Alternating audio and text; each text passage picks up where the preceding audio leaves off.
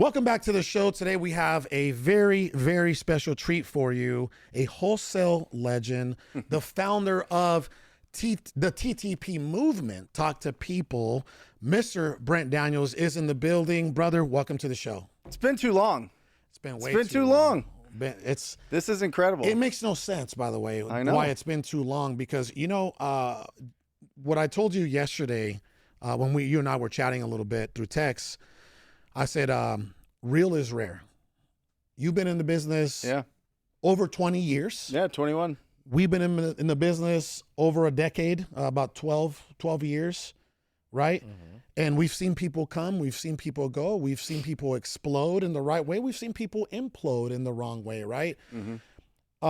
You have seen more market cycles than we have. I mean, you know, I don't know if you've ever been caught with your pants down with, you know, when actually you have, which we'll get into. Yeah. Right? So you've seen it all. Yeah. You've been here, and you've seen people come and people go, and economies come and economies go. So I feel like today is going to be a great show, bringing some of that wisdom, that experience that you can only gain through practicality and actually being in the trenches and doing it yourself, right? Yeah, I think, you know, real estate is really interesting because there's spurts. There's years where you go absolutely bananas, and there's years where you do 50% of what you did the year before, right? And you could have all of your processes in place. You could have a great team. You could have great marketing, but it's always changing. It's always changing. And what people really have to understand is 70% of your income on a yearly basis in real estate comes in your top 6 months. Okay? That means that you have to keep reserves. You have to keep dry powder. You have to do big deals. If you don't do big deals when the tide goes out, you're done. If your average is 5K, 8K, 12K, that like real estate agents make, or that, you know, some of the companies that really just focus on selling the deals, just dispo, you have problems. You're going to have some problem years. You're going to have some great years, but you're going to have some problem years as well. Let me ask you something, because that is a very loaded question or loaded answer for someone who hasn't seen what you've seen, right? So we're going to break that down a little bit. You mentioned something that's very important. You're going to have explosive years, and you're going to have some slow years, right? What should someone expect during those slow years, and how should they operate during those slow years? What has helped you? You have to understand that it's going to happen. So don't get long-term debts that are going to sink your business and your personal life too early on. You know what I mean? If you're going to be in real estate and when you make $1 million in a year, it feels like it's 10 million. And you're like, oh my gosh, because you can leverage that to buy houses, to buy cars, to buy, to rent office space, get into office leases, to go and hire good talent, all of these things. But all those expenses stay when the market shrinks.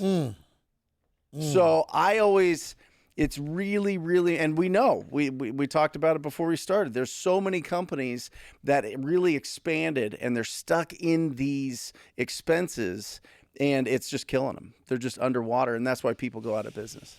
We've actually experienced a lot of that ourselves, didn't we, Sal? Absolutely. And you just mentioned something, I think you just graced by it, and most people don't really dissect it. You said that you pretty much commit to expenses in the business, but also in personal.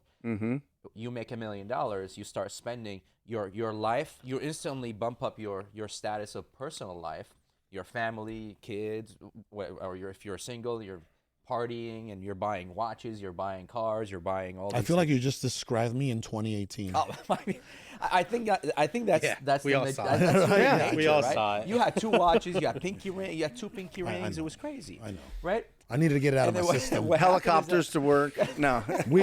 we were chartering jets everywhere. Yeah, it was See, like wild. we were like, you're right. But You know?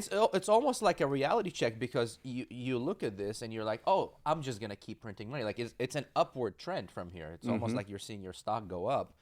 not realizing that there is cycles, even though that the news talk about it, people, real estate market crashes, businesses go out of business.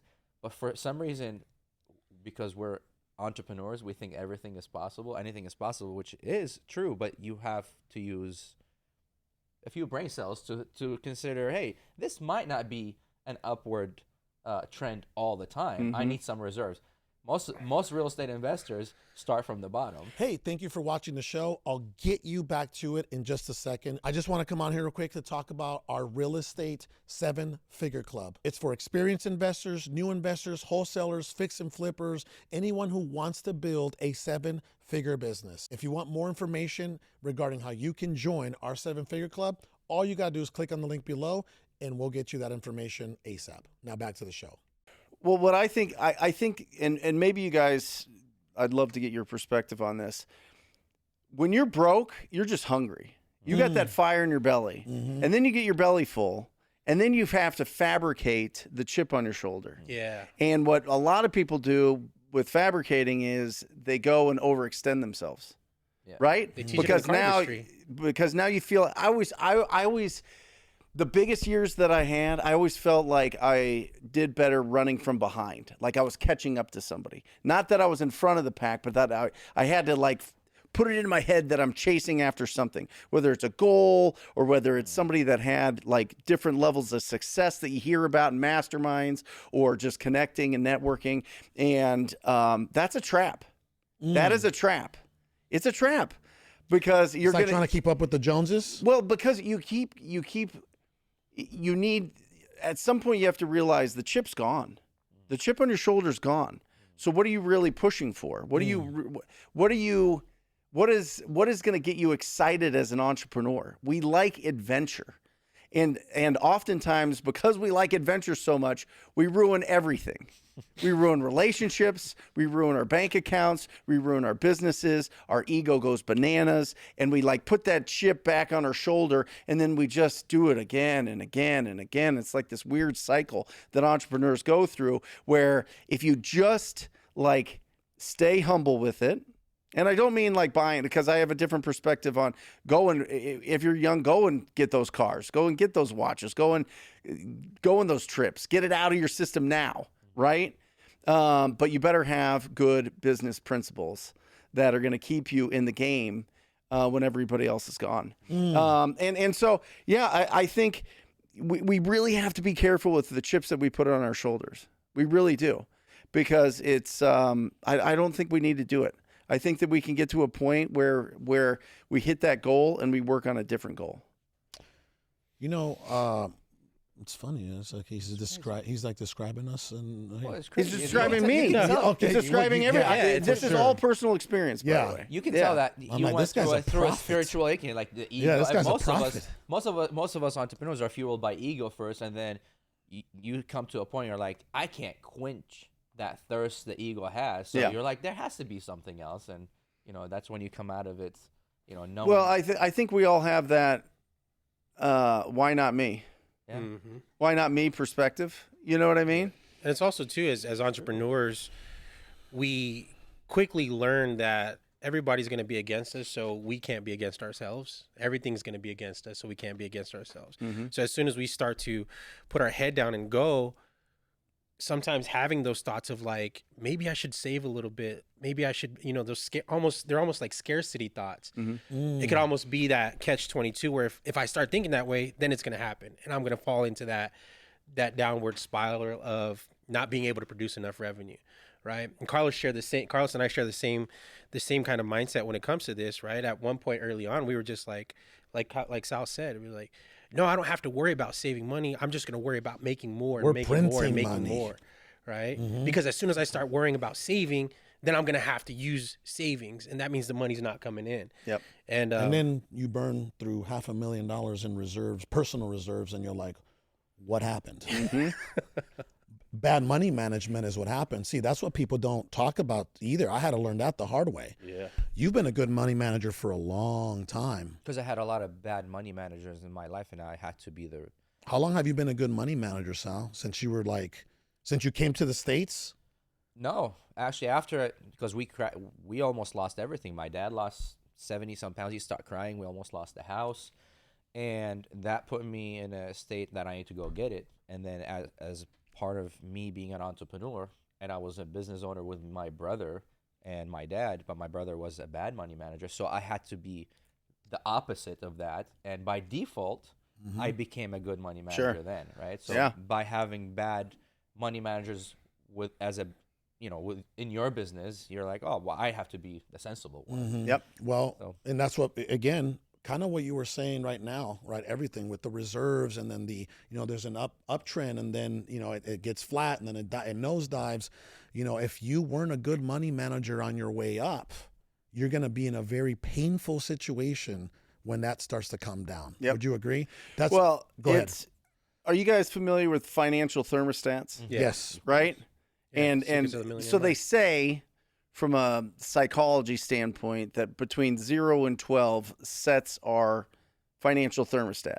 The conversations that our parents are having with money, with budgeting, with whatever, the jobs that they have, the ambitions they have, the goals that they have, all these things we absorb when we're 0 to 12 growing up in that environment. And if we grow up in an environment where it's not, we don't have multimillionaires and they're talking about all of these things that they're doing to provide value and service and grow businesses and grow, bank accounts and savings accounts and investment accounts, then we're left to our own. We have to do our own study on it, and we have to be around people that are doing way more than us to elevate our financial thermostat. Because if it's set low, we can make $1 million and burn it all because we don't feel we deserve it. That's psychology. I mean, that's real. And I think that's what a lot of people go through when they get that, when they get a $50,000, I call it massive deals, is $50,000 net profit to you. That's a home run. It breaks people's brains.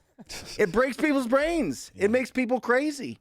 I mean, the percentage of people that get 5-figure checks in their lifetime outside of real estate deals is only 15% of the U.S. population gets a 5-figure check in their lifetime from work that they did. Wow. Right? Wow. So you give somebody a 5-figure check that's $50,000 or more. Holy cow! I mean, it'll destroy your nervous system from a few weeks or a few months worth of work. It could be from an hour worth of work. That's true. Yeah. It could be from one conversation that you have. You might think it's illegal. Your brain is telling you this could be illegal. 100%. Happened. You're like, this makes no sense. It just doesn't. It doesn't compute. Go ahead. Sorry, you said from 0 to 12. I don't know personally. I grew up in a country was full of just wars, and survival was just the thing. We never talked about money or anything because that's where I grew up. Yeah. But to me, when I came to the States, and we just try to survive, right? Make it however we can. When I heard about investment accounts, saving, and all these things, and stocks, it felt to me like Maya, like it's an illusion. Yeah. People talked about them it must be an illusion to everybody else, but the people that know it is like a cartel or of secret society. Secret society. Yeah. So to most of us, I can speak for myself, it felt like an illusion. Yeah. Otherwise, I would have done it, but I stayed away from it for the longest time, just trying to survive. Yep. I had asked that question to our good friend Chat the other day. It's the exact same question, very similar actually. I said, how many people in the U.S., right? Actually, you got to go a little bit. The prompt has to even be more specific. What percentage of adults make $1 million per year in the USA? And we'll pull it gross income, yeah? Mm-hmm. Right? In gross income, right? So the percentage, roughly 0.1% to 0.2% of U.S. tax filers earn $1 million or more in annual gross income. Not 1% or 2%, 0.1%.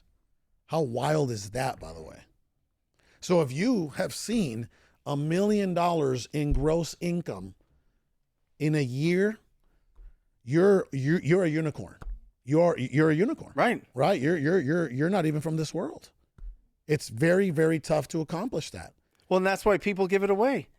That's why people hire too many people. That's why people get into too many, expenses and liabilities because they're freaking out, man. It breaks your brain. I feel like you've always done a great job in running lean. Yeah.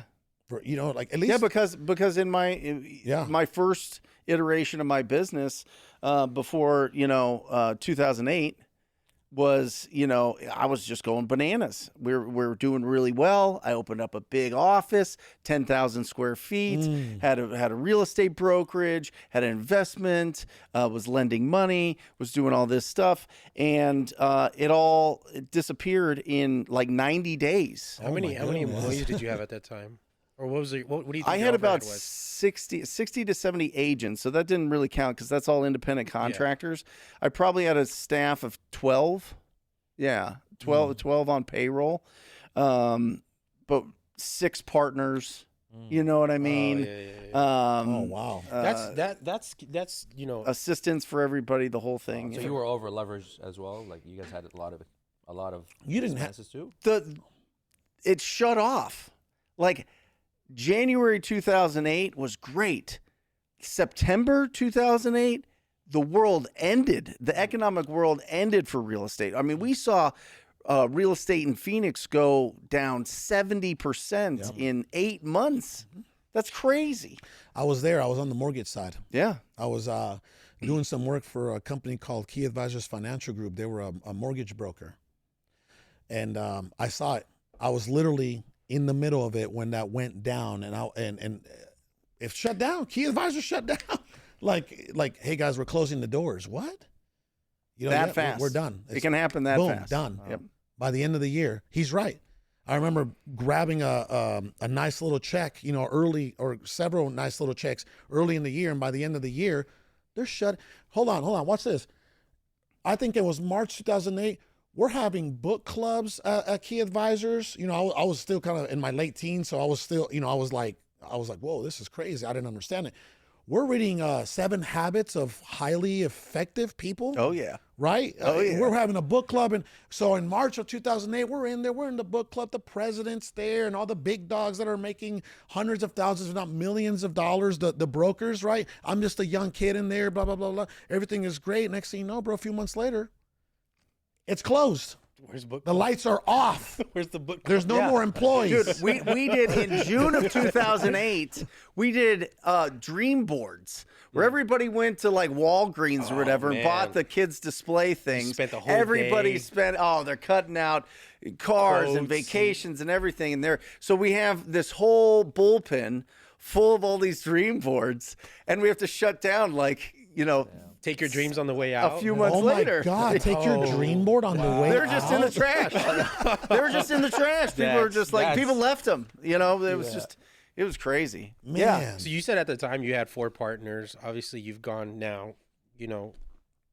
The distance that you've gone so far. Right now, are you running with a partner? No. Okay. So that's always fascinating to me because I've only known one side, and that's a 2-headed monster called Carlos and Sal. Sure. Right? Yeah. And I see what they've gone through, and I've seen what they, the success and the trials and tribulations all between.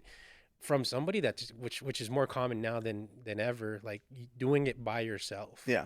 Right? How and where do you muster up the courage and the endurance to just continue to just pound it out? Yeah, a couple different things. So we all have a business partner. It's called the IRS. Okay. So so you guys have more.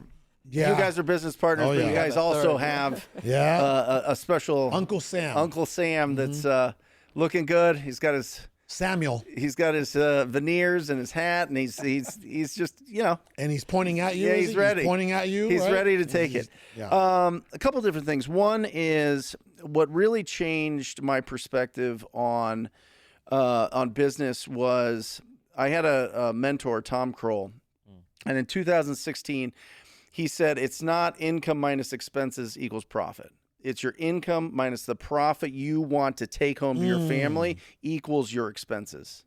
Okay? So you got a top line, and then how much am I going to take home? Well, I had to take I wanted to take home a lot because One, you're paying taxes, and two, that's the only way I could have gotten out of debt. Hired, I had an office lease. So that office that I had, I signed a 10-year office lease with this Before company. you bought this building?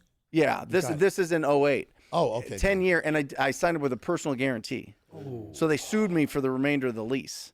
So it was like $740,000 judgment at 28 years old, 29 years old, and no money coming in. And so I was like, okay, I got to get out of this hole. And To look at other countries. and yeah, right. And I was like, well, I'll do a BK, right? But my business partners took our books to California. So we were like doing extensions for filing taxes. You have to have your taxes filed to be able to do a BK. So I was never able to do that, and it just dragged on and the whole thing. And so that I needed to make sure that I took home a lot of income, because one of the most common things I see with entrepreneurs is they go, let's just grow the business. Let's invest in the business. You take 10K, I'll take 10K a month. We'll be good. And then at the end of the year, we'll bonus out and bring some money home and whatever else. Well, it never happens. You always find excuses to spend the money. And so I didn't want to get into that. I wanted to be like, I wanted to be greedy. I wanted to scrape as much as I could. After I had 3 months expenses for my business to run, I'm taking that. I'll take it right now. I'll take it every day. I'll transfer that into my personal account right now. Boom. All the time. Should we start doing that? And that's what really grew my bit. When I started doing that's what really grew my business. Wow. And what I realized, I can't have a partner in this, because then I'm splitting. I'm going to earn half of what I'm taking home. The other thing is, I just started pounding phones and knocking doors for a long time, right? For 7 years straight, all I did was 9 to noon. I was making calls or knocking doors. And I tried to bring people on and bring them around, and nobody could last. Nobody would last. So I'm like, I don't need a business partner. I don't need a visionary. I don't believe in visionaries in a wholesaling business. I think that is entitled nonsense. And anybody that is the visionary in a wholesaling or flipping business is the laziest person on the staff. And I don't want a partner like that. I don't need that. Yeah. And I don't need to be that partner. You know what I mean? And so, yeah, that's my take on business partners. What you mentioned, income minus profit equals expenses. Yes. We've never ran it that way, right? Right. Until recently. But we actually did that for many years, actually. No. Oh, absolutely. When I remember, Carlos pull 50K from here. Carlos pull 30K from here, and that was happening like sometimes on weekly basis, if not sometimes within days. Yeah. We kept pulling and pulling and pulling, but with that, when that can work if you have some, because you went through the tribulations and you're like, okay, now I need to figure out my personal finances and business finances. Mm-hmm. But when you're just running and gunning and you're pulling a few $100K a month, $100K a month, you somehow manage to spend that and get other extra loans on the personal side, the personal liabilities that will bound you for the next 5, 10 years, 15 years. Yep. Bad money management.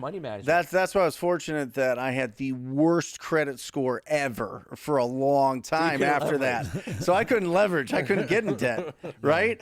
I mean, I think 400 is the lowest. Yeah. Like I was like 401 or something. Maybe I was lower than 400. You know what I mean? So I had to credit repair that whole thing and really be like, okay, like I need to this day I buy my rental properties cash. It's dumb, but I do it. Wow. It is. I don't want attention management matters. You know what I mean? I don't want to be stressing and putting my attention on something that isn't going to, be huge when it comes to income producing. And rental properties are not. The formula you mentioned, income minus profit equals expenses, is that similar to Profit First? It is the book Profit First exactly. by Mike McCallowicz, right? That's great it. book. There's David wrote one for real estate. There's one specifically for real estate. What's that one called? It's Profit First for real estate. Okay, got it. Profit First for real estate. I met the dude. Yeah, cool guy. Yeah. Amazing. Okay, so man, your journey, brother. You now, right? You bought. You've always been operating. You've been operating for a very long time, and recently you kind of just expanded yourself, right? And you acquired Wholesaling Inc. Wholesaling Inc. Yeah. That used to be Tom Kroll's, right? Yeah. So you acquired Wholesaling Inc., right? So you had TTP, and that was, again, in my opinion, That was right, the first community I ever every saw. time that we've heard somebody come from that community, it was always good things, right? Yeah. It was good things. You Which always, I highly, it's highly, honorable that as long as I've been in the game, I've never heard a single thing bad about TTP, about the community, about you. Like, to go that long and Not keep your one nose time. clean, like, that's an accomplishment in itself. Well, they all have my phone number.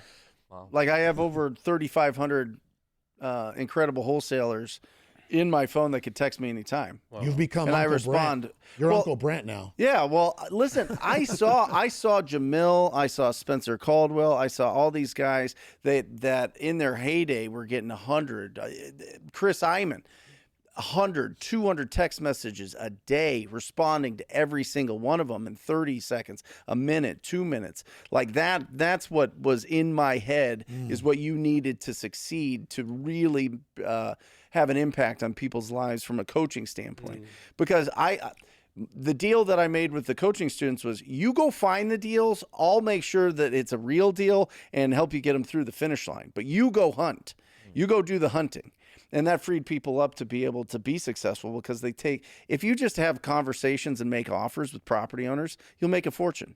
It's undefeated. It's literally undefeated. Yeah. It's just whether or not people are willing to do the work. That's amazing. So that's the whole TTP was like a TV show on a network. The network was Wholesaling Inc. And this is for anybody out there that is that has that teacher's heart and they want to get into coaching and teaching. Put your small boat attached to somebody's bigger boat, right? Approach Carlos and Sal and say, hey, listen, I've got this strategy. This is the technique that I have. I want to be part of your guys' community. Let's split this thing, but let me be part of this. Like, let me get into your community. And that's how you really grow it fast. Do you ever bring some of your community members onto your team? Have you ever, onto your actual employee and onto your payroll? Odds and ends. My companies are run. I have all my best friends working with me that I grew up with. And so Amazing. That's been crazy. Amazing. How's that? Because people usually say don't mix business and friendship. And My line with that is, you can have friends and family work with you if you're not an asshole. There you go. Right? If you're not an asshole. If you're an asshole, hire people if you want people to work for you, then don't hire your family. If you want them to work with you and give them agency, and I think agency is really important, which is basically you trust them to go out and do the job. You're not babysitting them. You're giving them the freedom, but they also have to take the lumps when they screw up. It's incredible. Nothing's better than making money with friends and family. And nothing's better than sharing success with friends and family. Absolutely. The other thing that I've seen, and it's rare, but it's there. Okay, if you are ever thinking about hiring friends or family, I believe that there has to be a level of maturity there. There has to be a level of respect there, and there has to be clear boundaries and expectations there. I think that if you cover those four, right, there's respect, there's maturity, there's boundaries, and there's expectations. You cover those four, and you guys are on the same page when it comes to that. I think only then will it work, right? Example, Adrian. You probably don't know this, or maybe you do. Adrian's my brother-in-law. Yeah. Yeah. Well, I'm not gonna make the joke. Don't worry about it. Good. He's like, good. My wife and his wife are sisters. Yeah. If you ask Sal what our professional work relationship looks like, it's very healthy. If anything, it sucks to say, but we actually don't communicate very much here. I think he communicates with Sal a lot more than that. Sure. Right. And it's not on purpose. It's just, we're here to do a job. We're here to take care of our families. We're here to win. Right. We just recruited in what I believe is an A player. Right. Remember I told you, hey, this is a new recruit. He's not a new hire. He was a new recruit, Yep. right? I think for the business development aspect of it, I think he's going to crush it. And that, again, I've known that guy for over 20 years. Mm-hmm. I played high school football with that guy. That's So, it. you know what I mean? I think, yes, I will always say, especially to most, 99% of people cannot get away with hiring friends and family, but there are very few circumstances where it can work. I think 99% of people shouldn't hire anybody. Let's be real. Why is that? It takes real leadership skills. You're right. Oof. Have you been enjoying our show? My goal is to make it one of the top rated shows in the country. So do me a huge favor. If you haven't subscribed, please do so and share the show as many times as possible. Thank you. And responsibility. And until you well, and also as soon as you hire, you guys know your income goes down. Mm-hmm. Your personal income goes down dramatically. Especially if you're expanding your business. I think most people should stay on the court. I think most people should be Michael Jordan on the court, not Michael Jordan in the owner's box. But everybody wants to be Michael Jordan in the owner's box because they think that that is the main goal. The main goal is to make enough money so that you can go buy assets that are going to make you wealthy so that you don't have to trade time for money. But when you're starting out, you're self-employed. You're doing all the things. And I think most people should stay in the self-employed. I think if you can go out and do one deal a month in this business and make $250,000 to $400,000 in most markets with one deal a month, and you're in the top 1% income earners, you don't go crazy with your expenses, you save most of that money, put it into the S&P 500. I don't care. You know what I mean? Put it into something that's super safe and just keep doing that year after year after year. After 20 years, you've got this huge investment account. You've got multi-million dollars worth of net worth, and now you can live off of the assets that you buy. But people go, oh, no, I'm going to invest in my business. You've never run a business. You don't know what it takes to run a business. You haven't gone through a bad market. Yeah. You haven't gone through a bad economy. You have no experience hiring people, training people, encouraging people, keeping people accountable, right? Yeah. And you're going to do it at 22 years old after you close your second deal? Learning it's leadership bananas. alone takes, how many reps does it take to be a good leader? Because, you become a business owner, then you become a boss, right? Most business owners become bosses, and they start bossing people around. Then they start losing people, and leadership takes how many reps? For us, it took us many years to be, we're still trying to be better leaders, but to even know the difference between a boss and a leader, manager and a leader, it's a big. I should have never hired people early on. I should have stayed in the saddle. I should have built the skills of finding great deals and stacked cash and waited for all the sea to recede, the economy to shrink, and just go on a buying spree. And the people that did that aren't working right now. Yeah. I just talked to a guy this morning. He has a portfolio out in Yuma for like 15 properties. Yeah. He's like, I'm in Washington, D.C. right now. I'm going to drive back to Yuma. I said, how long is it going to take you? He's like, I don't know. We'll see. I just retired 2 years ago. I'm selling off. I've sold 9 properties in the past 2 years. I got 15 more that I'm going to sell. I've been buying since I was 18. He was like, I'm just going to, we'll see how long it takes me. I'm going to take it slow driving back. Yeah. I'm like, the properties are all in Yuma? yeah. He's trying to cash out. Yeah, that's what he said. He's trying to cash out. As soon as he told me, I was like, I was like, oh, you want to get rid of this portfolio? He's like, yeah, I bought it for, he said, I bought it for my retirement. I started buying at 18. And now it's time to cash out. I'm like, fantastic. Let's work. You know what's going on? I got so many different subjects I got to ask Brent about, especially due to the fact that you've been around, through a couple of cycles and ups and downs in the real estate market, right? Example, here's what I'm seeing in today's market, right? Yes, I do see decreases. Yeah, month over month. I see increases in inventory. Right, I'm seeing all it. I'm seeing all it in real time.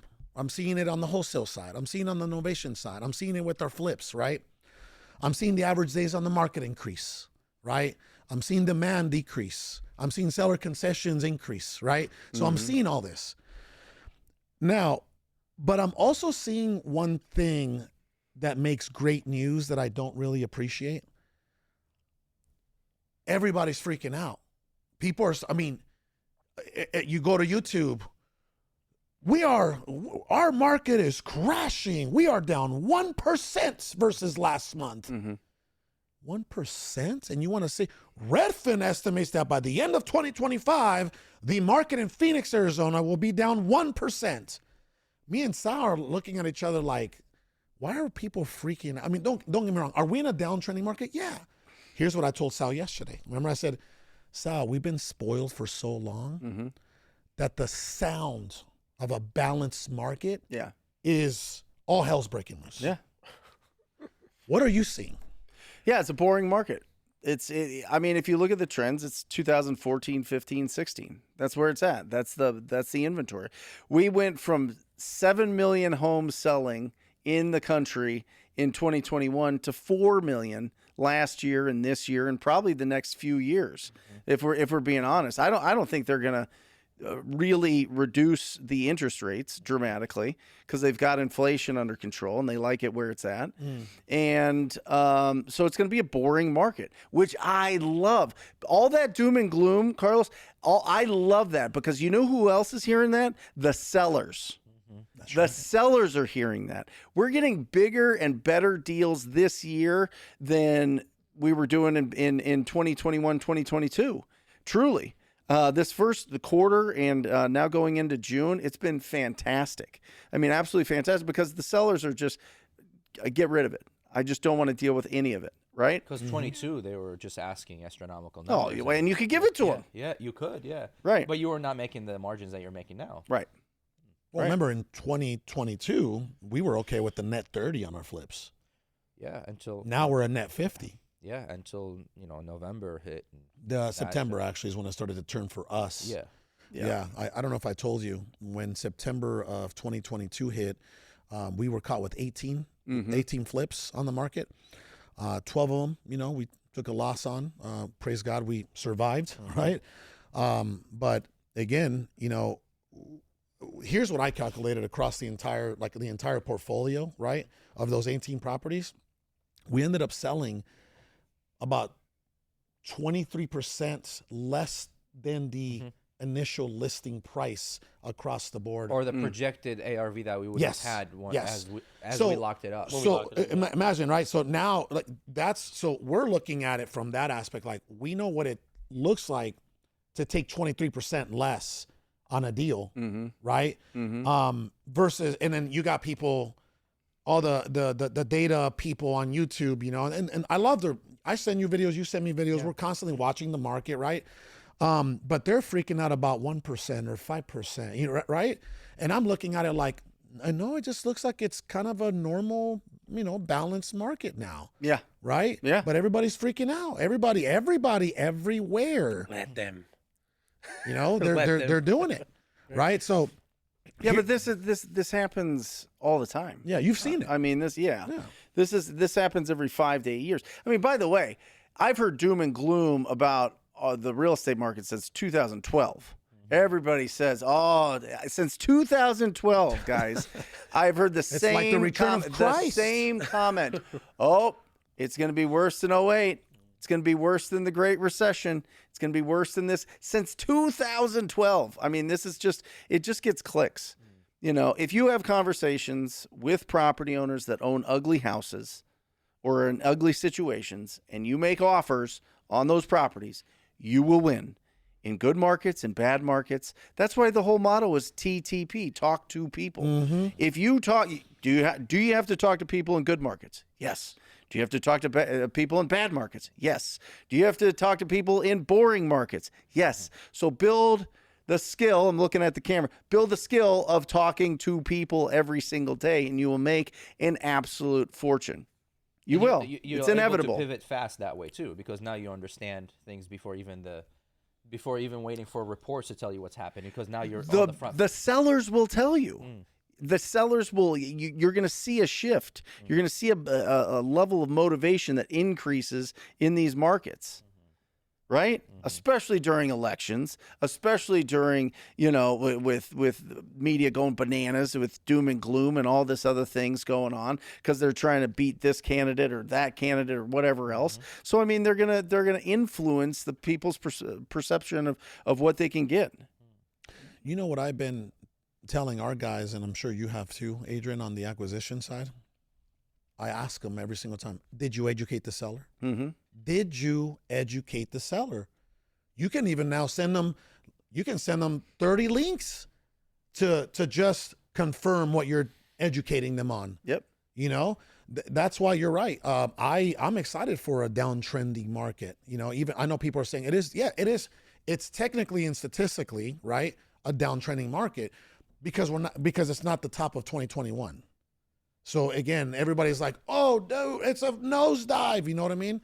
But here's what also was talking to Sal yesterday about some of the how the average days on the market in Arizona is about 56 days. Okay. It's between 56 and 58 if you really want to be specific. And we ran an analysis earlier this week on our flips. Mm-hmm. Anything that has sold and anything that is pending. And the average days on the market with our flips is 19 days. Mm-hmm. Think about what I just told you. The average days on the market in Arizona is about 56 days. Our average days on the market is 19 days. Now, before I kind of give out, some of the why we feel that's happening in a positive way in our company, like why do you think that's happening from your perspective? Listen, the best quality houses at the best prices sell. I mean, there's still going to be, I don't know, 50, 60,000 sales in Maricopa County, right? So what are those properties? You need to price them right. You need to be the best price, and you have to be the best looking if you're going to do flips. And if that's the case, you got to look at it in 90 days and go, we might want to pull back about 5%. Right? Did you guys do it? Dude, yeah. You are right? Spot on. Right. Continue. We better pull back about here because it might be 500 now, but it's going to be 475 in August, September. You know what I mean? And so you have to have everything buttoned up. You got to blue tape every flip. You got to make sure it's pristine. You got to stage them, in my opinion. You got to have great agents, great pictures. You got to price it aggressively. I would rather price it low and get a bid up in this market than price it too high and let it rot. Yeah. For You sure. pretty much How said many that. flips do you guys have right now? Probably about 8. Nice. We so we don't want to repeat 2022, Right. right? So our goal used to always be we need to have 15 flips going. Right now, we are comfortable between 8 and 10. What would you say, Sal? I think I don't know when you jumped up to 8 Yeah, to 10. I think it was because 6 to 8. The number was 6, and if we stretch it, it was Excuse me? 8. And now we're at 5. We're not 8 because we just sold one, and we're acquiring more. Mommy and but Daddy there are will arguing. be there's one under contract. So 6 is the magic number, not 8, not 10. I That's don't your know. magic number. That's my magic I number with remember my hearing the performa that I ran with everything. Okay. So So Carlos loves to push the envelope. I- Usually. I just came back from vacation. He must have pushed the envelope while I was on vacation. We You did must have pick one closed the up. deal. We You picked must one have up. closed the deal. We picked yeah. one up. yeah, we did. we have our flips are starting to cash Yes, in, which yes. is amazing, right? Yes.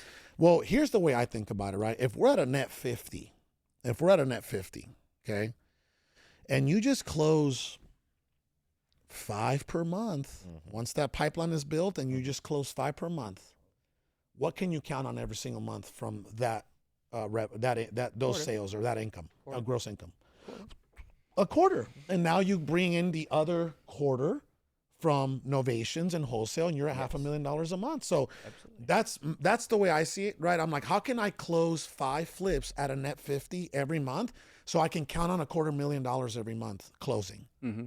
That was kind of my strategy. And behind I it. agree. But I think when there is a downtrending market, you have to pivot fast. When you have too much inventory on your hand, that some of them are being remodeled, some of them are barely being listed, some of them you're like, oh, that zip code is declining, or there's not enough heat in that area, that region. Our infrastructure So yes, right so now lean, can lean handle. and mean. So lean and mean, that gets you to pivot faster. That's why you would want to do Novations. So that's why we have 8 Novation deals happening aside from the flips, and then the rest are wholesale. That way you get to monopolize and be nimble with the downtrend market versus being caught with your pants down like 2022, yeah. What happened with 2022, we had the 18 properties. It was so hard for us to pivot because we were fighting on so many different fronts based on different zip codes. It sucks when you have to go to the closing table with cash. Mm-hmm. You're selling the property instead of getting cash. You have to put in cash to be able to sell that property. That is one of the worst real estate experiences you have. Obviously, not when the bank takes. Yeah. The worst one is the bank taking the house. But not to mention, during that time, you guys were losing your project manager. Absolutely, yeah, we were. Well, I mean, again, he bought. Sal may not agree with me on this one, but here's what really happens. Okay, historically, I usually am the acquisition. Like I have the final because I've been. Okay, back in the day, brother, I remember I'm like, I want to be the best comper in the world, sure. right? And guess who I used to comp with back in the day? John May. Love it. Yep. John May used to be, I mean, that dude was so conservative. He would pull, because he was like an ex-appraiser or something, right? Mm-hmm. So I learned comping from John May this is like 2015, 2016, right? Because I'm like, dude, I just want to be able to know how to buy right. You know what I mean? So during that time period, I took my eye off the ball. I allowed our asset manager to, hey, we trust you. But again, he was doing good on a uptrending market. Oh, that's great. That's a good deal. We're making money. Well, now when that thing started to shift, right? He kept running the same formula. And now we're starting, now we're on the way down. And that's how it got away from us, because I took my eye off the ball because I trusted, and we had other things that we were trying to get going, right, Sal? But now during this market, right, I'm looking at everything.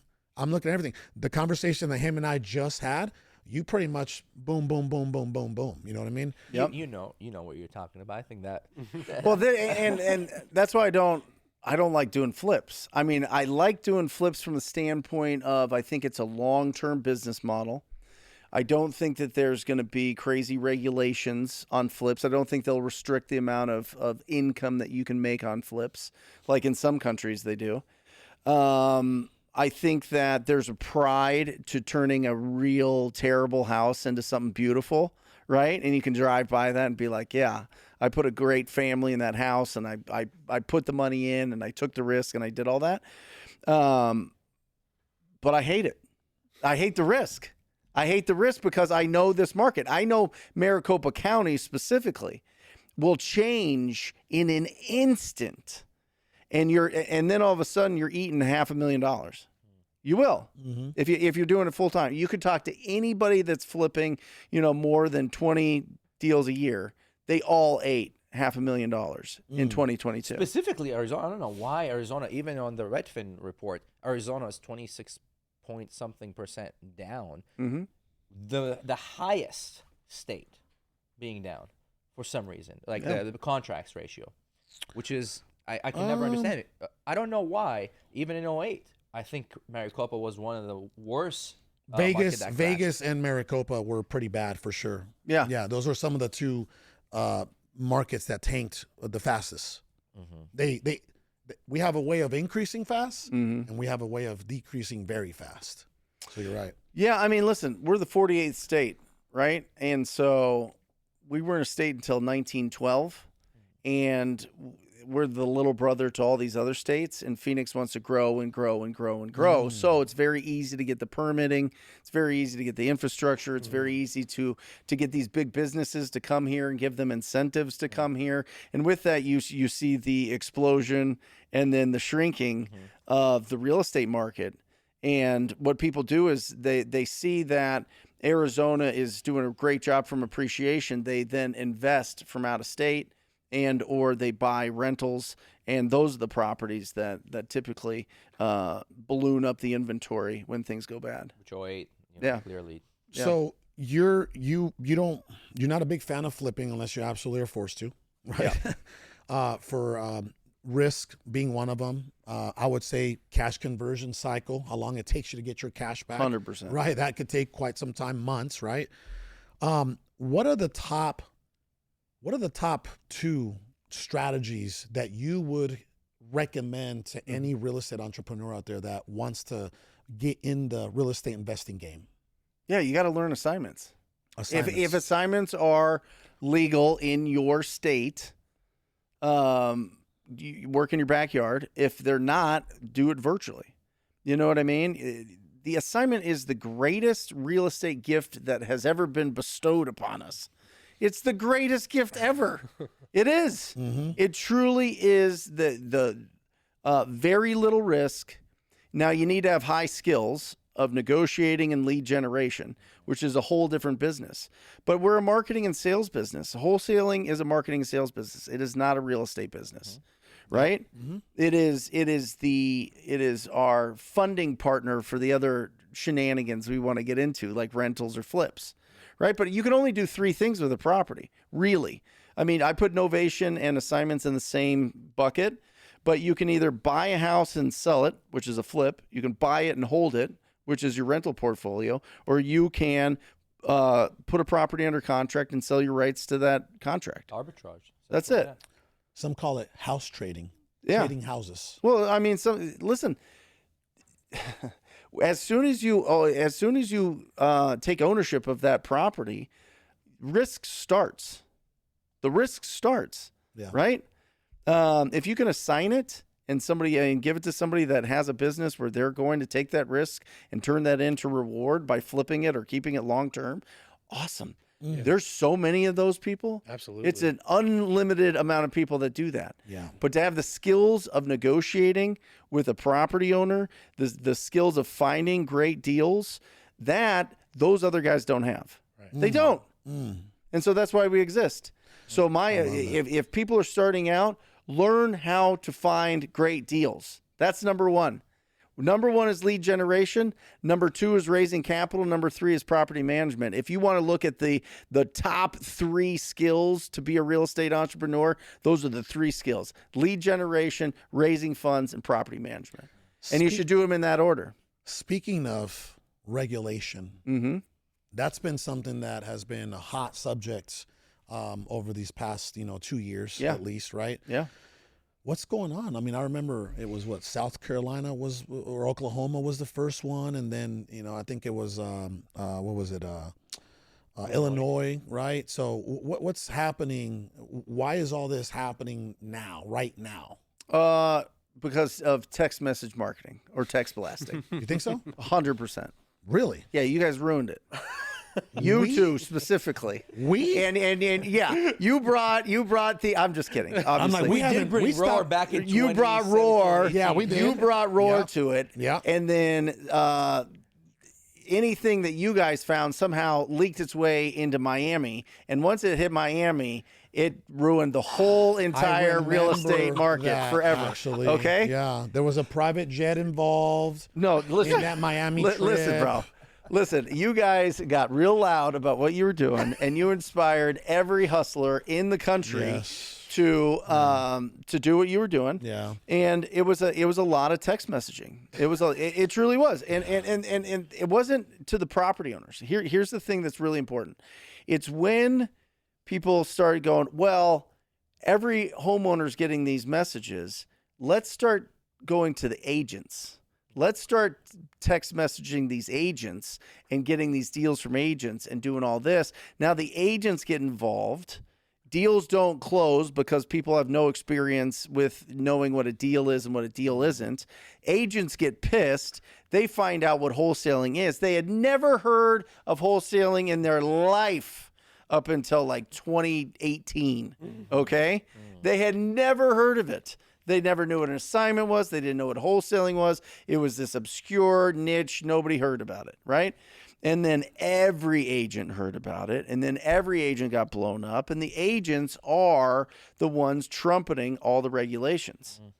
They are. Because you're there's right. no code of ethics. Yeah, you're right. They feel like we make way too much money.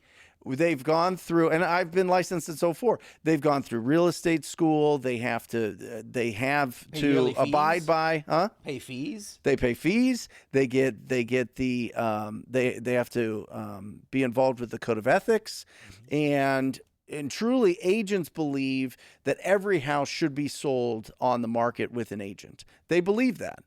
They don't understand that there is a small segment of the market that never wants their property to hit the open market. They want to sell it privately. They want to sell it privately because they want speed and convenience, and they're willing to give up price for that. And agents can't understand that, and they think that we're scammers, and they think that we have no morals, and they think that we have no ethics, and they think that we're just a bunch of hustlers that are out there scamming people out of their equity, and we're bad for the industry. So they raise a fuss. No wholesaler organizes in states to get attorneys together to combat what's going on in the legislature. And so regulations get passed. And it's the agents, it's the realtors that are leading the charge there. And it's because they got blown up by a ton of people on their text messages or offers made on MLS. I know. But or it's with the technology where you could click a button, send in 100 blind offers for MLS deals, and then is that called agent outreach? Agent outreach. Yeah. And is that you're right? There are several communities that are doing that, which is fine. Very, I think it's very listen. heavy. I think it's smart. I'm just telling you what reality is. So I came out with TTP. I was like, cold call yourself and get some great deals. 9 to noon, pick up the phone, build skills, get rejected, have a lot of conversations. You can do it. What does our industry do? Go start a call center. Hire the call centers. Hire the VAs. Do it on whatever you can do. We can do it 10x, 100x, 1000x, which is great. Yeah. That's natural. That's business. That's smart. I get all that. I'm not throwing shade at that at all. I'm just saying that's the reality. So when COVID hit and everybody's trapped indoors, they were sending text messages and they were hiring cold callers to just go bananas, and people had complaints. Bad business. And realtors had complaints, and that's fine. That's why there's regulations. And I believe I believe that you probably should have a real estate license if you're assigning deals. I think that the way that we market properties is the way that you would market it if you were an agent. You know what regulation is going to do, though, for people like us that have been in the game long enough? And we clean house. It's going to be amazing. Yeah. Now you can't just be some dude off the street, some fly-by dude that wants to get in here and hustle. And I know that's obviously like, yeah, it's easy for you to say that now, right? For all of us to say that now. But hey, we didn't ruin it, dude. Like the waves, and then we haven't even got into the coaching that's out there now that is producing a lot of this now at 10 times the rates. AI. Hey, we haven't even talked about AI. Now there's AI cold calling and text blasting, and I know you're right. Things have gotten out of hand. Okay. But here's what I'll say about realtors. And I love realtors, but I'm just going to say it as soft as I can, or as considerable as I can. Number one, agents need to answer their phones, and they would make over $100,000 a year just by answering their phones. Yep. Okay. Number one. Let's see. Number two, agents may not be big fans of wholesalers, but they're big fans when they're listing a property for a flipper, or they're buying a renovated property for their buyers. Well, there's a strong possibility that property came from who?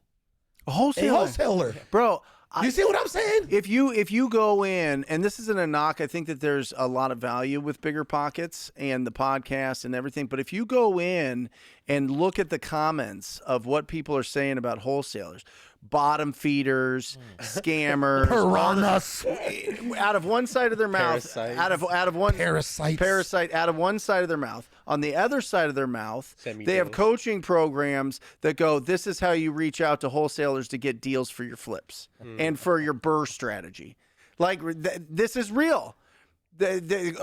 use those people to go get those deals. And so the bottom feeders and the parasites are making way more than the flippers and the guys that are buying and hold, at least in the short term. With less risk. It's insane. With less risk. It's absolutely insane. Okay, flippers, go buy all your deals on the MLS. Good luck. Good luck. Go buy all your deals on the MLS. Break even. Hey, even better. You guys want off market? You guys want to do great? Go buy at the auction steps. See how that works. There was 56 sales last month at auction. 56 sales. 48 of the sales went back to the bank. 8 sales out of 2 million properties in Maricopa County. 8 sales sold to investors, private investors. It was probably Spencer. It was Spencer. Who? Spencer Caldwell. Anyway, okay. So that's a long way to answer. Like, if people are just getting started in this business, I think it's really smart if you go and you just get your license just to have it. I really do. A lot of people won't take that advice, but you might be forced to at some point, so you might as well get it out of the way.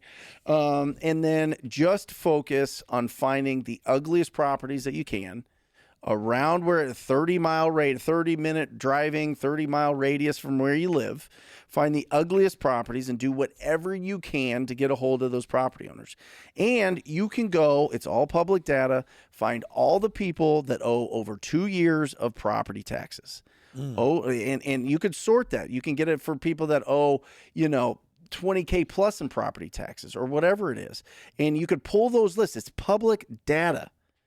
You can get those lists. You can reach out to those people. You can send them a handwritten note. You can knock on their door. You can give them a call, and you can start building momentum. You can start finding some incredible deals, and then just match up with somebody in your marketplace that will make sure that you know what a deal is, because that's the toughest part when we're starting.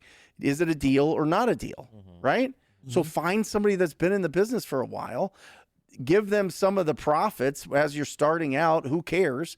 And learn with people that really know the market and have been around a while. Don't just rely on the skill set of that person. Learn it as you You absorb it. Yeah, so you can become that dude. Adopt their knowledge, so to speak. I got a question for you. You got a question? No. Okay. Well, you just mentioned something. I think you would advise some people out there, get in a community. Yes. Get in you a have community, to. Right? You have to find your tribe. Step one is you got to find your tribe. You got to find people doing this because you're going to get excited and you're going to have stars in your eyes and electricity coming out of your fingertips, and you're going to go to that barbecue or that whatever, right? I mean, just with people that you know, you're going to go to work and talk about it. You're going to go to a barbecue. You're going to be hanging out with your kids' parents. You're going to be excited about finding great real estate deals, and they're going to look at you with no comprehension of what you want to accomplish. Their eyes are going to gloss over, and there's going to be no real feedback. They're okay, great. They're going to have no idea what you're trying to accomplish. You have to be around people doing more than you. You have to be around people that can cheerlead you. You got to be around people that are going to lift you up when you screw everything up. You have to. And then you got to do your first deal. Step one, find your tribe. Step two, do a deal. Just do a deal. I don't care if you make $1 or $100,000. Proof of concept. You have to.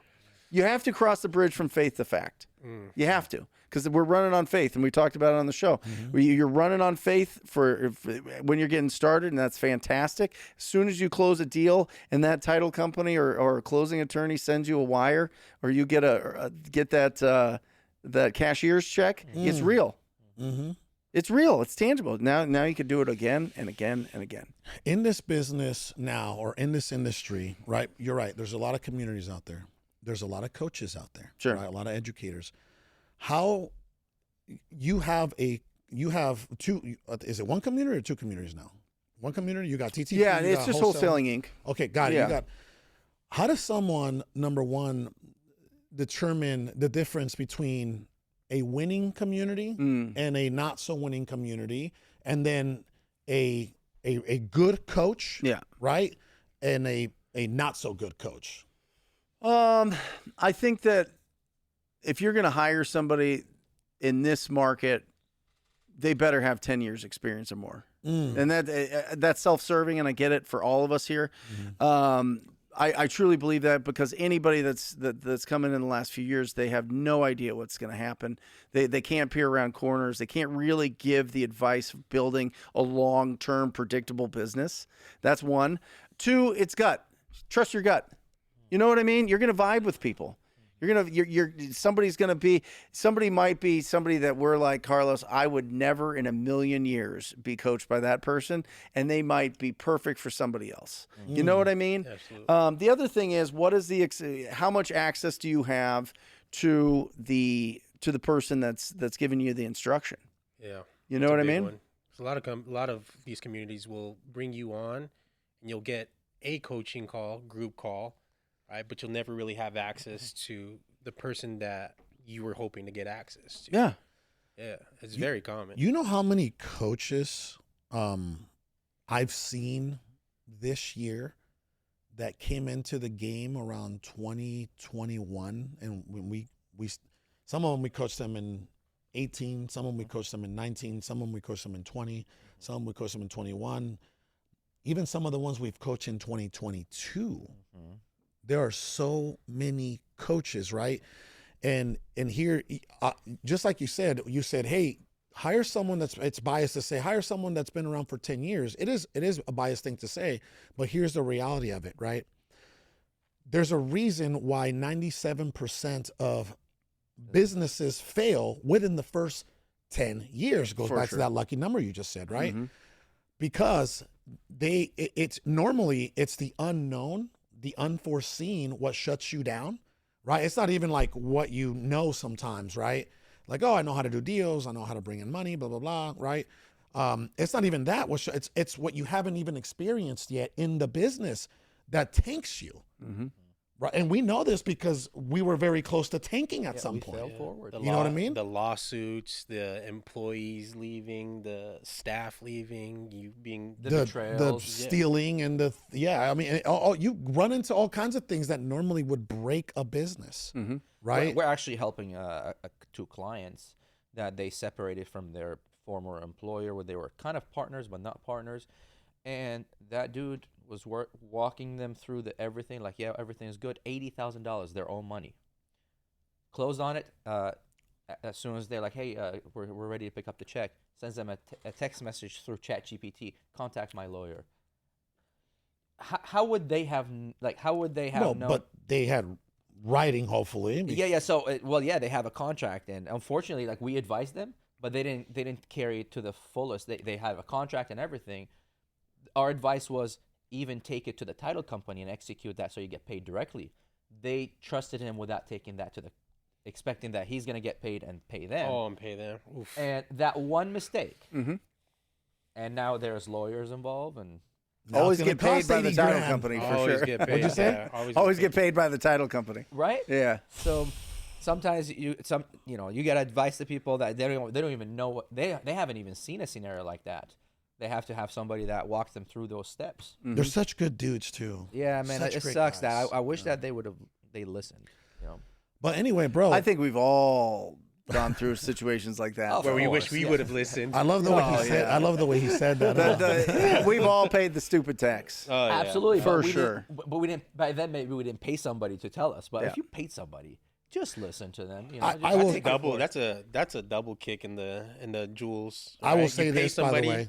and you pay the stupid tax. Ooh. Yeah, I will say this. I will say this, and I believe that I will speak for the entire, All In organization.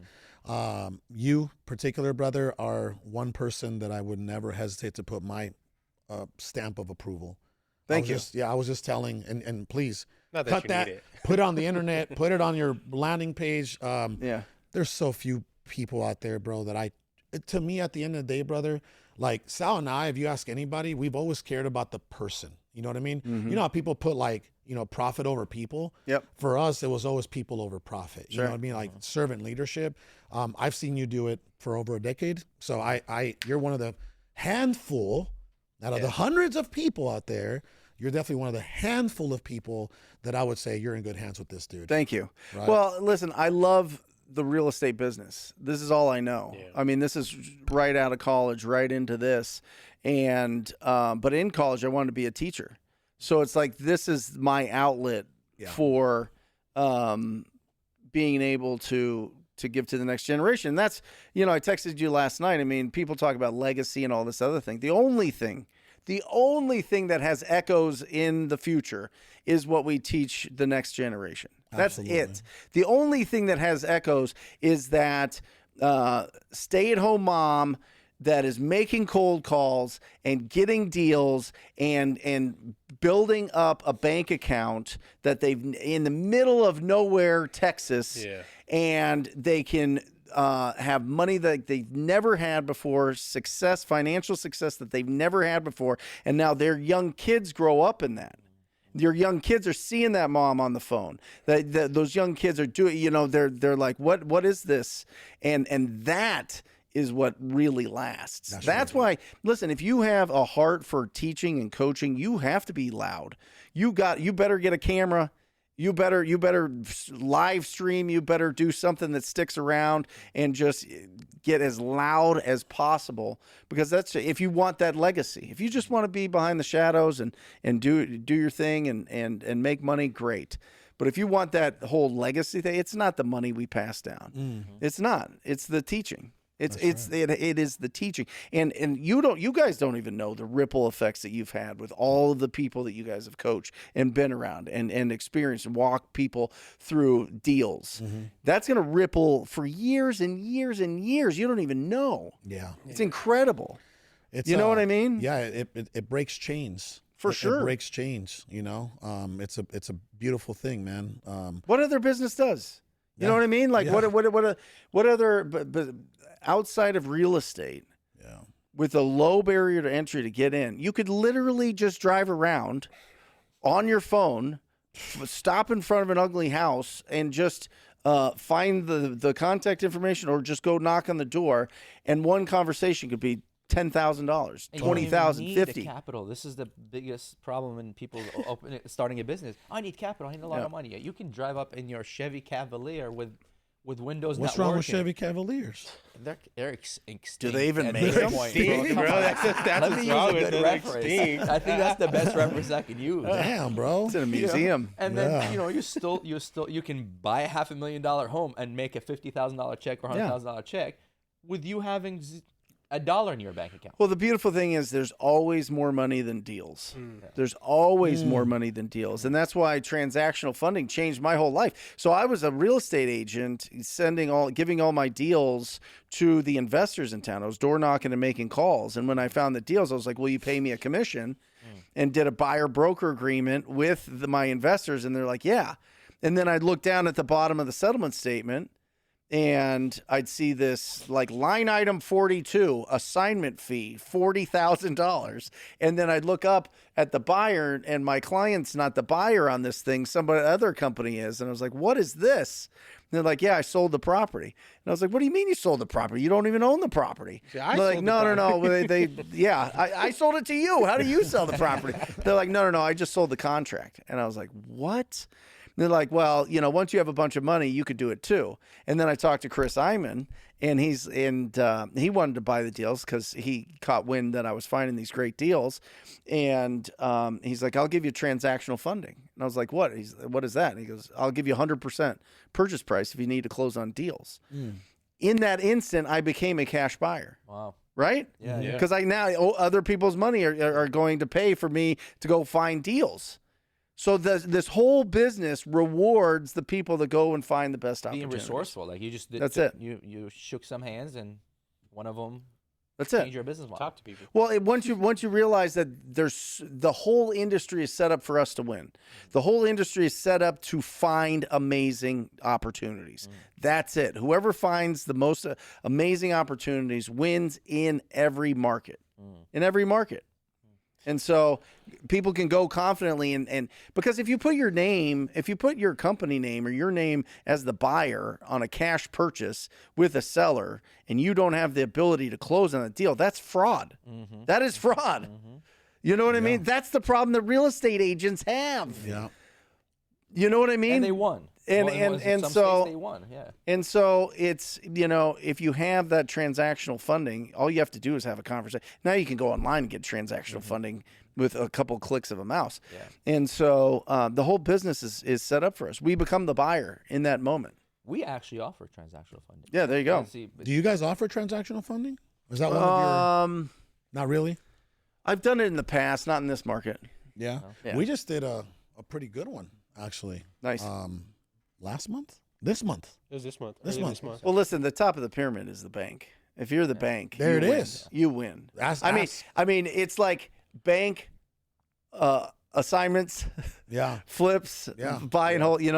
Some of these other strategies. But if you're there's a reason that the banks own the best real estate in the country. Man. You Yeah, know? we need to start looking into the money game.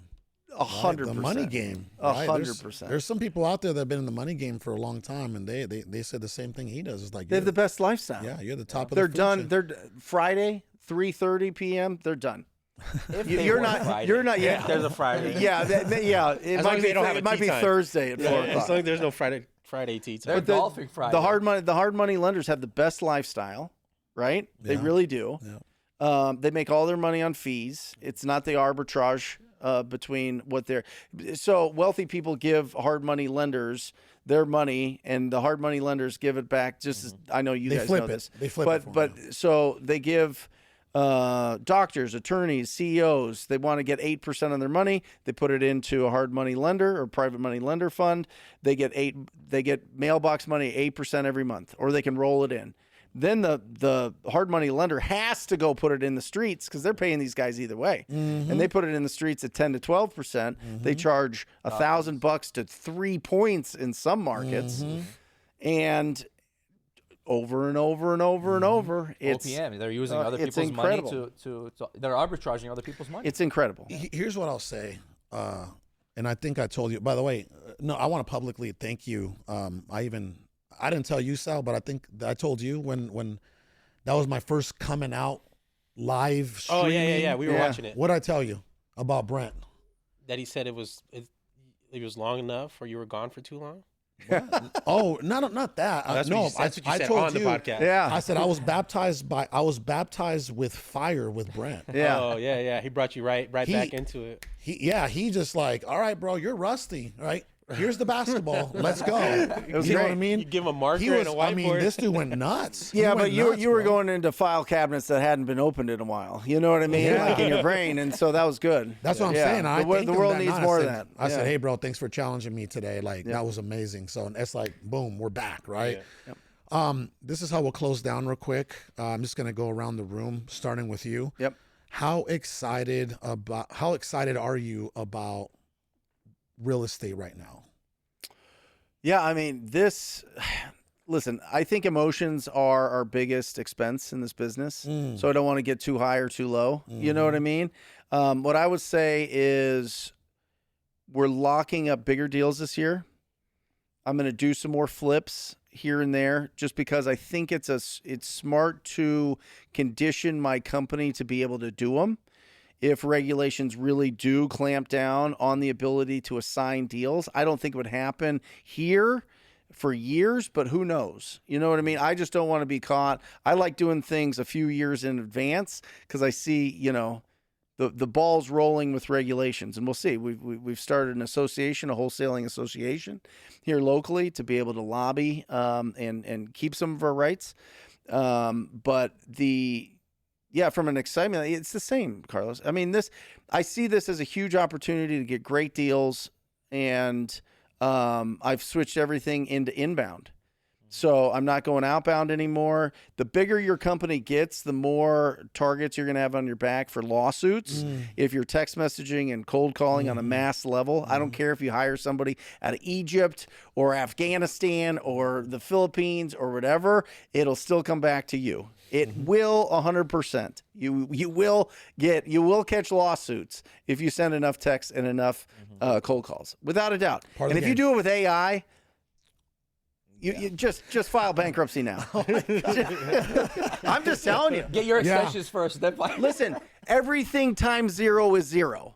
Everything times zero is zero. If you're doing mass AI right now, your times, they're going to take all your money. Go make your fortune. Good luck. Because it's going to be, you're going to give it all back. Okay, now You're going to give it all back. Oh, you just opened up another can of worms. Yeah, you're like, dude, right. I was gonna close the show, but now hold on.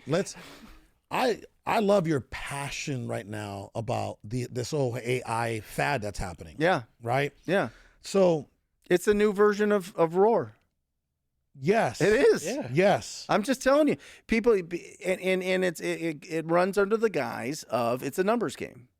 And I believe if you're starting out in this business, you should be more of a sniper than like a Gatling gun, right? Yeah. You should be going after very specific probate lists and tax defaults and really refining like what are the best deals. Go get that property that has $200,000 of code violation liens. You can negotiate that down to $2,000. You know what I mean? Those are the deals you want to go. If you want to go huge and really build up your business that way, now you need a lot of staff. Okay. You're going to cancel a lot of deals, which is going to piss off a lot of people. And as soon as your business gets some momentum, the attorneys are going to know about it and they're going to sue you. They're going to find a reason to sue you. They are. So you don't believe in AI, or you're not a big fan of AI right now For lead generation. for lead gen, Correct. and you're About follow up. and you're not. I don't even like it for follow-up. I think people are lazy. And that's why we beat them like a drum in this market. That's why we get amazing deals. That's why we're profitable, because my guys actually do the work. People are like, oh, and people can do it. If you're a solopreneur and you set up like an automatic, go high level CRM, and you've set up and it's automation, it's not AI. Yeah. But if you set up some automation for some cold leads, great. Cold leads, fantastic. If they're hot leads, they're going to sell. They're going to sign a purchase agreement in the next week, the next 30 days. You better be talking to those people. You better be in front of those people. You know what I mean? But if it's a slower process and a longer timeline for those property owners, fine, do the drip campaigns. I don't care.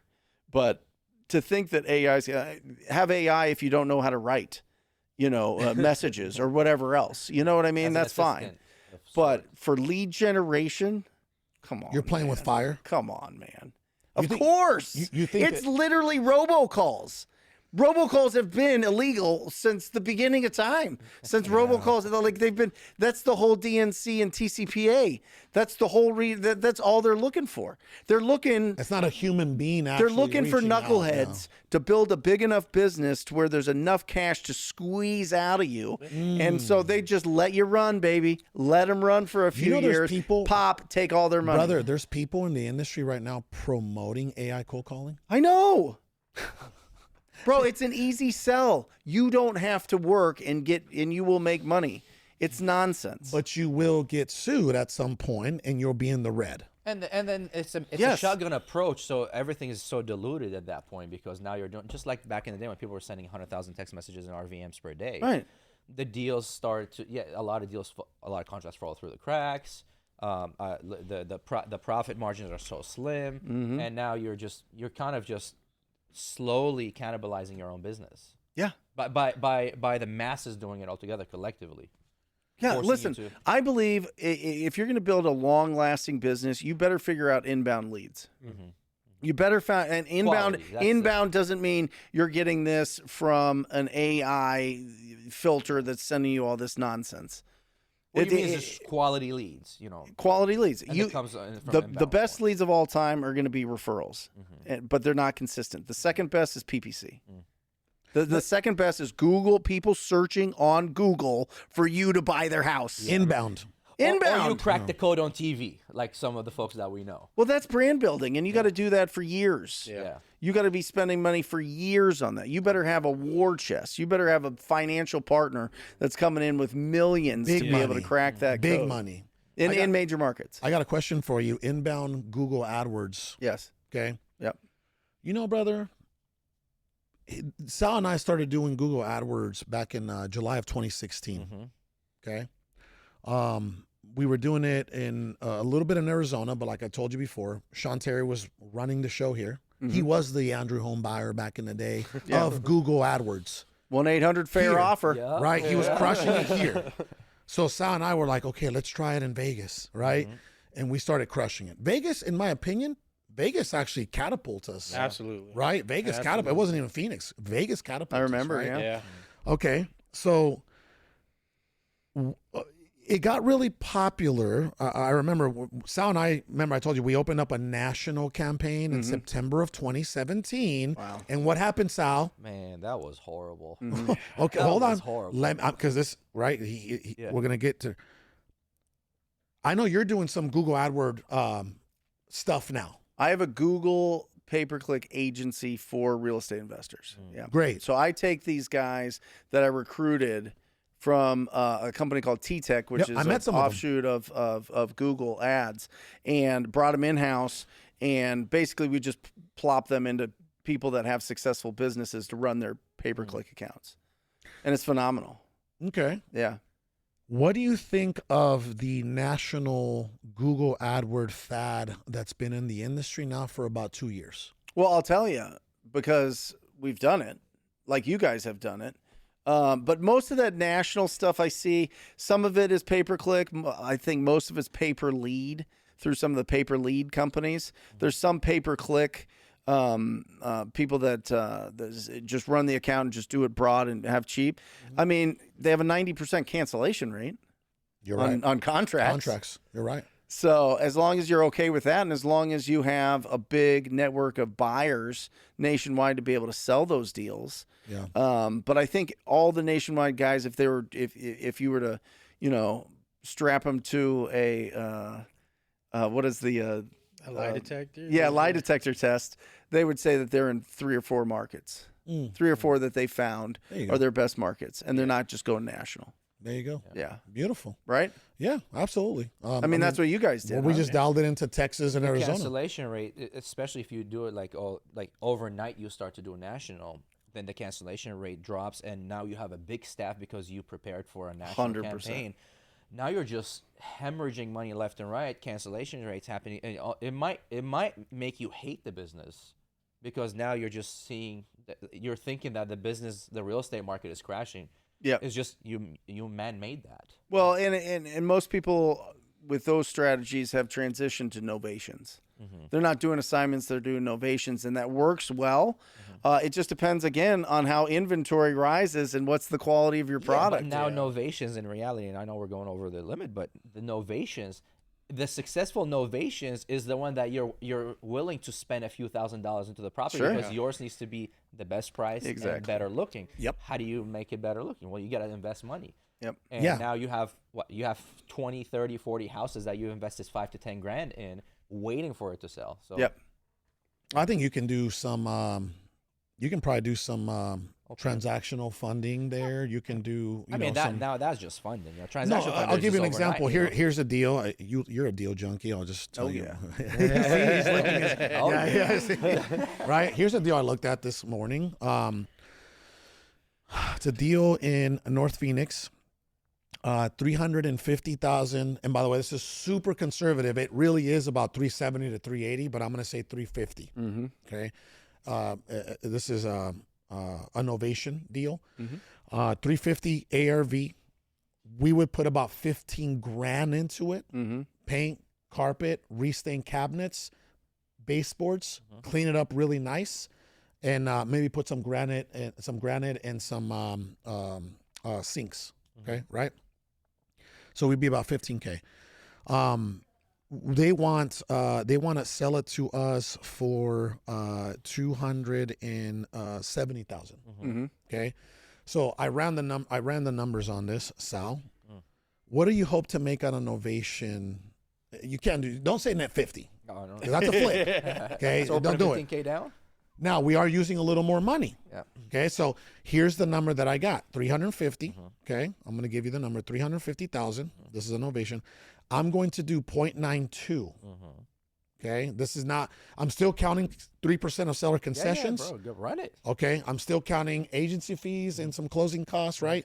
But obviously our in-house realtor is 1%. So I'm at 322 after I put the 8%, in concessions and agency and closing. Then let's take away the 15 grand. Okay, We're at 307. They want 270. That would give us a net 37. Are you comfortable with I that? was gonna say 35, so you beat me by 2. Okay. So hey. See, that would be I wouldn't the right do that deal. You wouldn't do that deal? No, Please tell me. why. no, that's way too tight. Tell me why. I'm 250 on that max. Yeah? Yep, Mm. I like. Oh, yeah, I like it. But I So don't. he pushes them. I, so tell I, me, I so- feel like I feel so like you wanna be 37 turns into 15 real fast. because of okay. So I don't know if you factored in the 90 The days. 5% drop Yeah. month over month. Yeah, so I didn't consider that ARV, but if you did, Well, he did. I mean, he said it was 375, and you're at 350. Yeah. But unless you're doing a full remodel, you're not getting 375. It's like, in my opinion, right now, if you're not doing even if it's just dated, if you're not doing a full remodel on this house, you're not getting the top of the market. Yeah. You're not. You So need everything. here are the properties. appliances, Yep. fixtures. Yep. You need the flooring. You need the paint. You need the trim and the color of the doors to be popping. You new need car smell. You need. Oh yeah. You need it to be pristine. You need that property to be vacant too. Is it occupied? By the way, don't forget. Is it occupied? Yes. Oh, Hold on. 230. You just by the way, you just described our flips. Yeah. There's only one thing that you missed. Staging. We Yeah. stage our Yeah. properties. he mentioned that early on. Yeah. He said you have to. We're staging. We're Have to. $1,500. Stage the property. It sells quicker. 19 days average days on the market for the flips. I mean, everything we're doing we seem to be doing it okay. Now, I saw properties in that area. Yeah. Okay, same model, selling for 360, 370 with no upgrades at all. That's why I went 350. Okay. You see what I'm saying? So Yeah. I tried to account for that 5%. But are there month. any pendings in the neighborhood? There are. Okay. Yeah, there I'd are. run it off of the pendings, and Yep, I'd they are. probably take 5%. There's a- because they're not gonna list the sale prices. There's a prop- 97%. Right There's now? a property with a little. 95. There's a but pro- Is it? There's a property with a little less square footage than ours, Mm-hmm. right? Hasn't been updated in 10, 15 years or whatever, whenever the property build was, right? It's pending for 352. See what It's I'm not saying? going to close at 352. It's pending for 352. I don't know. I haven't called a realtor. I don't know what it's going to close for. But again, there's zero. When that thing touching. hits at 300, he's going to be You know what I like, mean? There's zero touching. It's Well, closed at yeah. 300. Worst comes to worst, we get 100% cash on cash return. yeah, worst I'm case. joking. We put 15, we get 15. No, I'm joking. I mean, you've definitely hedged your risk for sure. But I want to lean towards big rewards. See, he likes to rip, huh? He likes to go like- deep. I like I know that. you do, Bro, Yeah, 100 yeah. grand turns into 50 real quick. Are you- It's like, Oh, what is happening here? It's are you part Arabic? Yeah. I'm just, hey, listen, I've just been in real estate a long time, and I know Yeah. this market. Yeah. You know what I mean? Absolutely. And so, I'm real conservative. Real conservative. Last question for you, brother. What's next for Mr. TTP for the Rhino? What's next? So I have three main businesses, right? I have Wholesaling Inc. I've got Talk to People, which is the pay-per-click agency, and then I've got Joe Homebuyer, which is the real estate business. And the next thing is just nothing. I mean, it sounds like a crazy answer, but this is not the market to expand. This is the market to really invest in the biggest services and values that we can provide. And so with the real estate business, if I can hit, so we did 2.5 last year here locally with 4 people. If I can maintain that, maybe increase a little bit, I'm real happy. Real happy there. And we're just crushing it with pay-per-click. So, I mean, the biggest growth is just learning more and spending more money with Google and understanding their algorithm and getting better at finding the best deal. Our goal is to provide the absolute best deals possible for real estate investors in that business. And then the coaching side is just keeping people focused on the fundamentals. That's right. Yeah. And not getting shiny objects Marketing and sales. in this market. Yeah. All right. Where can people find you, bro? But no, I want to touch on something because you sent me something that I've been noodling over, and I've got a very obscure answer to, which was the ChatGPT questions that you sent me last night. Which we probably didn't ask you any. The last one was like, and I'd love if you guys could start. I'd love to hear you guys first, not just flip this on you guys. I have it. But what is 99? What it's like? What is some financial advice that 99% of people have never given, or something like that? What is the exact? It's the last one from ChatGPT. Let me see. I'm pulling it up as we speak right now. Okay. Let's see here. I'm clueless what you guys talking about. Well, Carlos has recently just really kind of been consumed with ChatGPT. chat recently. I'm becoming It's his a new fan. toy. It's his So new what was toy. the 99%? Here we go. What's something you believe about making money that 99% of entrepreneurs would argue with you about? I love it. Sal? You don't need money to make money. You think that you do? No. People argue with you. You tell them that. Yeah. They'll argue. Oh, "No, got no, it. You don't need money to make money. Yeah, you don't need money to make money, and I think most people get stuck at that. Yeah. You need creativity. Yeah, you need to be resourceful. That's But it. anyway, yeah. What? Oh, you going around the room? Yeah. One thing that people would argue, I don't know if they would necessarily argue it, but I've seen it, and I've experienced it too. The amount of money at the end of the day that you make doesn't make you happy, Yep. right? After a certain baseline. After a certain baseline, Right? Yeah, because then your problems kind of Yeah. billings and stuff. But I think that I mean it doesn't matter the amount of money that you're going to make.